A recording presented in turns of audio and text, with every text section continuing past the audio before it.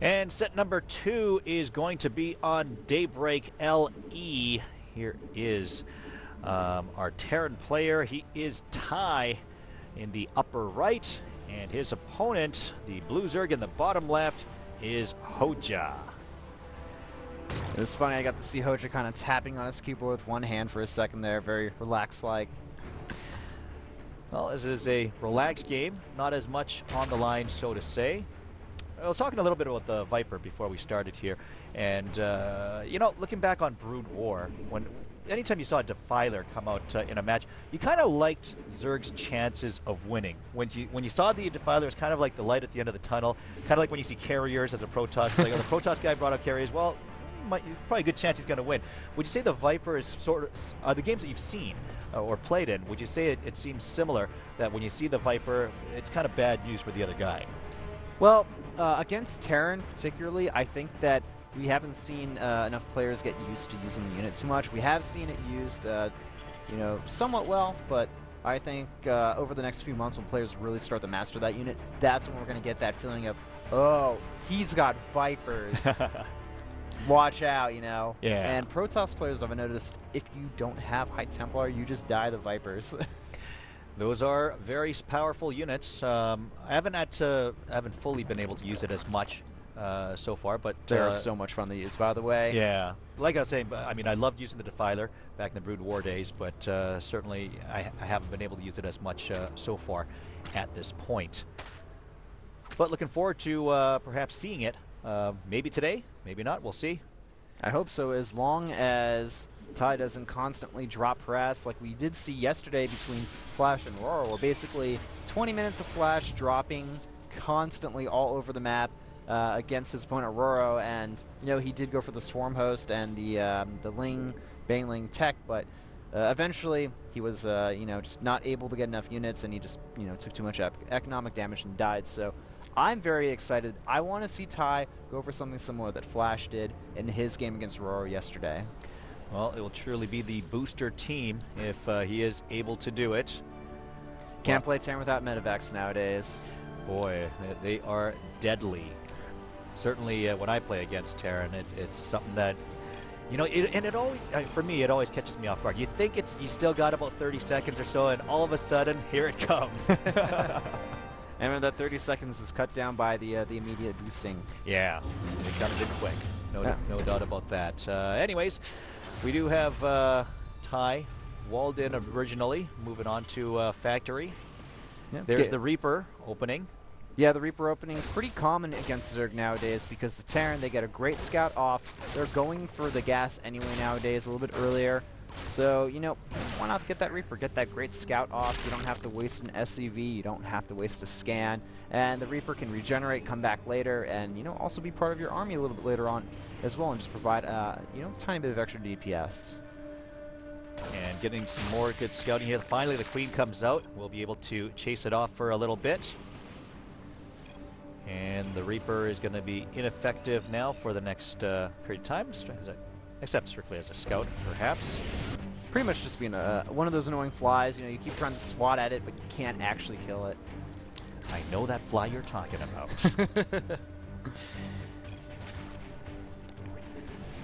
And Hoejja saying, you've lost. Actually, I'm not sure if he's saying, it could be you've lost or I've lost. Could be either way, but he's said lost. Ty just, you know, dancing his Reaper back and forth, kind of, you know, just trying to annoy Hoejja, really putting that fly analogy to full use here. That Reaper getting its money's worth, and a couple of Hellions out, and a couple more on the way. So we are going to see some continued harassment here from Ty.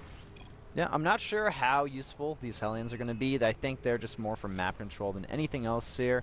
I wouldn't be surprised to see Ty start making Widow Mines very soon here. He has got actually a good amount of gas. He's got about 150. He's got Stim on the way as well. But no, we're seeing 2 more Hellions here, so I'm assuming he has 4 right now. He's going to go up to 6, and then after that go into that Widow Mine production. And is he going to lose the Reaper? No, he backs it down. Trying to get some good micro here. The Queens come over to chase these Hellions away, and eventually they do leave the premises. Oops, so that attack, he tried to kill off all those Zerglings. He did get a good amount of them, but really it wasn't a huge deal. Not much of a difference either way. A couple more Hellions added, and not going to get by the Queen. Not upgrading those either, by the way. Perhaps he will now.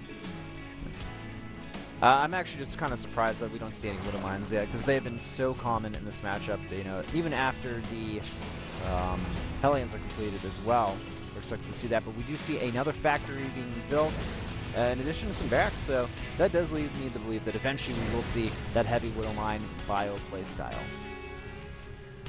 Infestation Pit on its way, as Hoejja looks to tech up. Still hasn't gone to a third yet. Ooh, look at this, though. We have a Nidus Swarm being built here. And that's why. Ooh, okay. He does have a position that he can take advantage of, too. I think he's going to try to make a few Swarm Hosts, Nidus in, just be very annoying with the harassment, catch his opponent out of position, and try to do damage that way. Look at that. The Swarm Hosts are being built right now. And some Zerglings heading out.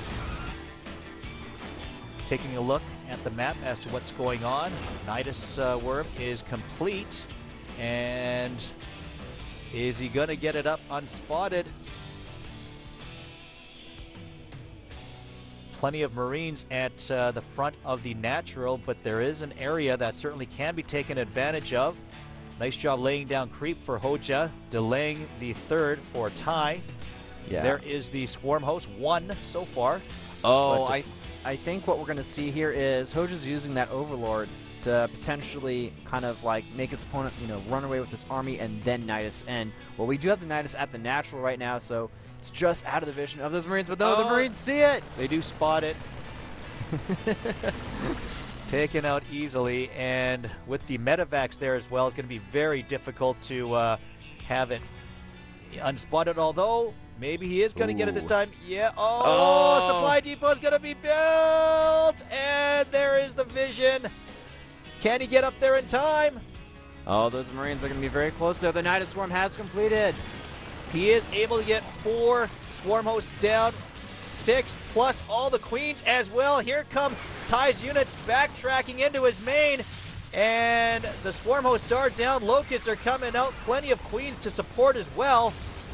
Wow, this is like the modern day version of a Roach bust with that Nidus Worm. And this is going to be deadly. Nice transfuse by those Queens also.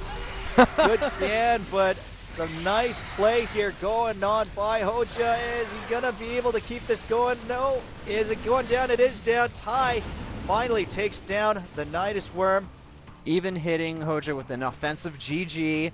And now he's going to be sending his Medivacs over to Hoejja's base. And I think at this point, Hoejja's pretty dead.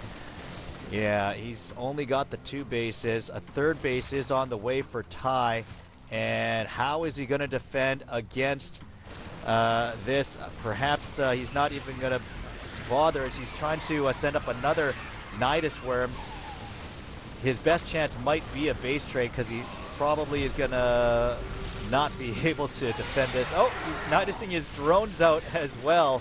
Well, I guess he is going to go for that base trade, but he's going to need more DPS than just one Swarm Host to take out and his opponent's natural. Not going to have anything for air if he lifts up. This game is going to be over. There goes the lair and the spawning pool to boot. Ty appearing like he is on his way to victory. Hoejja's attack did look pretty scary. The drones trying to get on the action here, but there it is, GG. So it is Ty that wins the second match as we are even 1-1. As, well, a nice, interesting build, I would say, with Hoejja as he went for the 2-base Nidus play. Didn't work.